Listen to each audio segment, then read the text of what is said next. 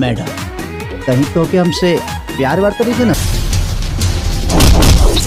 जी नमस्कार दोस्तों, स्वागत करते हैं आप सभी को आपका यूट्यूब चैनल टारगेट भोजपुरी।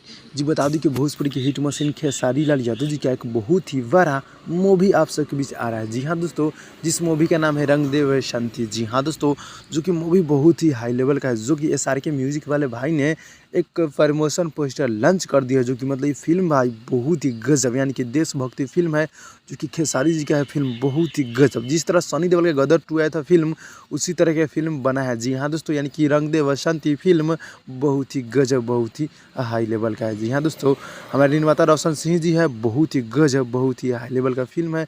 आप सभी इस फिल्म को देखिएगा। बहुत ही जल्द SRK म्यूजिक यूट्यूब चैनल के माध्यम से ऑफिशियल ट्रेलर देखने को मिलेगा।